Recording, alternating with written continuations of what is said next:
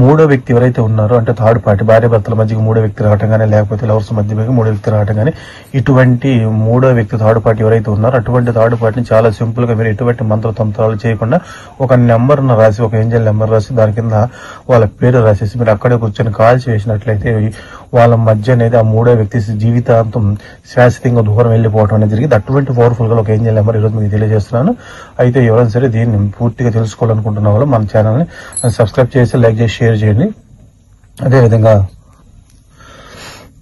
మన ఛానల్ ద్వారా 2-3 రోజుల నుంచి ఈ రోజు అమావాస్య అని చెప్పేసి ఎన్నో వీడియోస్ పెట్టాం. చాలా మంది చక్కగా చేసుకుంటున్నారు. వాళ్ళకి తెలియని కూడా నాకు ఫోన్ చేసి నన్ను అడుగుతున్నారు, మరి గురుగారు ఎట్లా చేసుకోవాలి అని అడుగుతున్నారు. అది అందరూ చక్కగా చెప్పడం జరిగింది.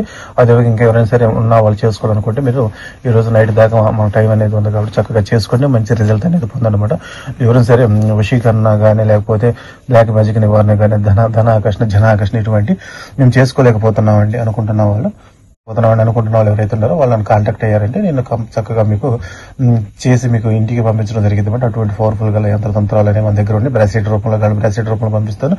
అదేవిధంగా తావీదులు కానీ, యంత్రాలు కానీ ఇటువంటి కావాలంటే ఇవి పంపిస్తామట.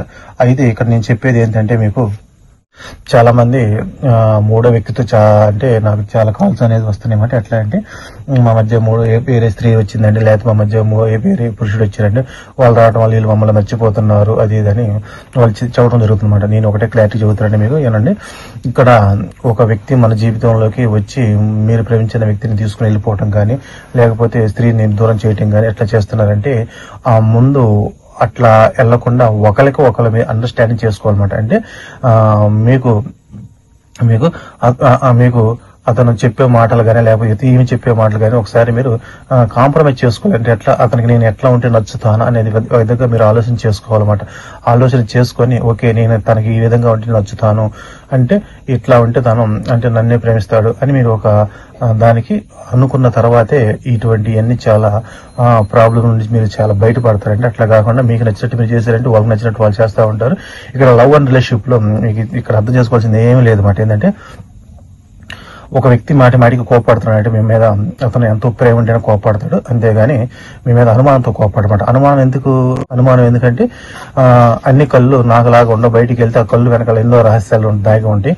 చూసే ప్రతి కన్ను వెనకాల ఎంతో అంటే సీక్రెట్ అంటే తెలియదు కదా. ఇప్పుడు నేను మామూలు చూస్తుంటా మీ వైపు, అది చూసేటప్పుడు నేను ఏం ఊహిస్తానో నీకు తెలియదు కాబట్టి నాకే తెలుసు కాబట్టి మిమ్మల్ని నేను ఏదైతే లొంగ తీసుకోవాలైనా, లేకపోతే మిమ్మల్ని విషయం చేసుకోవాలైనా, లేకపోతే ఈ విధంగా ఉండేది కదా.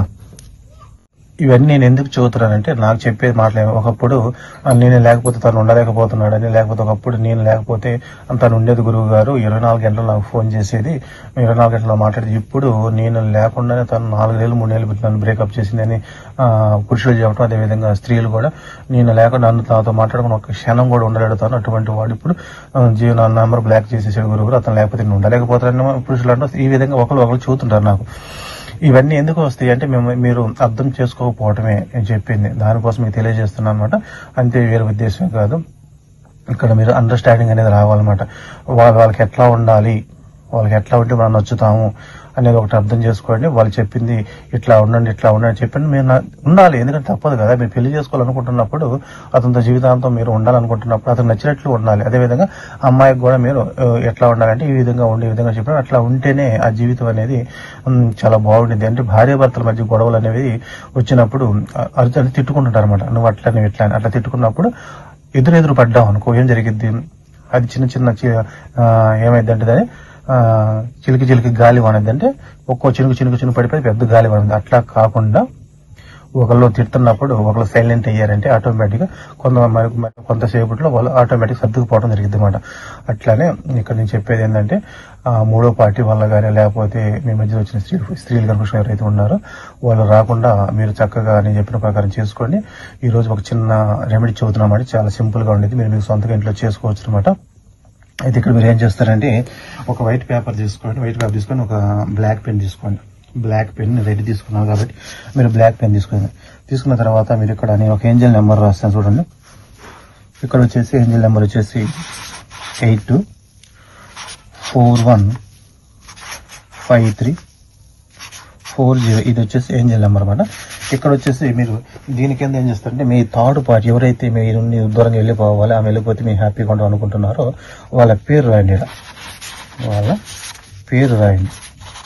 పేరు రాసేసి ఇక్కడ మీరు ఏం చేస్తే రౌండ్ సర్కిల్ ఈ విధంగా గీత గీసేయడం అనేది మీరు రఫ్ చేపిస్తున్నాను మీరు చక్కగా ఈ విధంగా 3 సార్లు గీసేయండి. ఈ విధంగా 3 సార్లు గీసేసేయండి. 3 సార్లు గీసేసి మీరు ఏం చేస్తారంటే చక్కగా మీరు దాన్ని ఫోల్డ్ చేయండి.